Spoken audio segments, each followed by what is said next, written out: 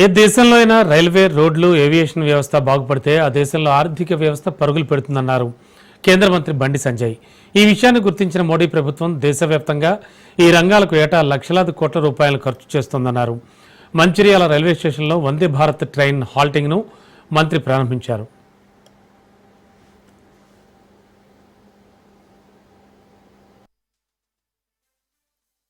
భారతీయ railway శాఖలో వందే భారత్ అనేది ఒక చరిత్ర సృష్టించింది. దేశవ్యాప్తంగా వందే భారత్ డిమాండ్ ఉందంటే దేశవ్యాప్తంగా 150 వందే భారత్ ట్రైన్లను 2019 సంవత్సరంలో నరేంద్ర మోడీ గారి యొక్క స్వహస్తాలతో వాళ్ళు ప్రారంభించడం జరిగింది. వాళ్ళ 116 బోగీలు ఉంటుంది. అది ఒక వందే భారత్ ట్రైన్ తయారు చేయాలంటే 130 కోట్ల అవసరం ఉంటుంది. తెలంగాణ రాష్ట్రంలో 5 వందే భారత్ ట్రైన్స్ నడుపుతున్నాం మనం. అతి త్వరలోనే హైదరాబాద్ నుంచి పూణే, హైదరాబాద్ నుంచి నాందేడ్ ఇంకా 2 వందే భారత్లను కూడా మనం ప్రారంభించబోతున్నాం.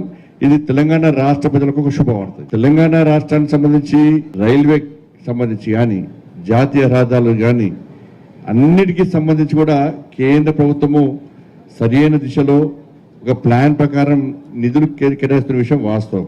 అన్ని రాష్ట్రాలు అభివృద్ధి చెందనే ఈ దేశం అభివృద్ధి చెందన కూడా విశ్వాసం నమ్మకంతో మాత్రమే నరేంద్ర మోడీ గారు అన్ని రాష్ట్రాలకు సహకరిస్తున్నారు. దానిలో భాగంగానే ఇలా తెలంగాణ రాష్ట్రానికి సహకరిస్తున్నారు. ఇప్పుడు కూడా దాదాపు 40 రైల్వే ప్రాజెక్టులు ఇవాళ పనులు నడుస్తూ ఉన్నాయి.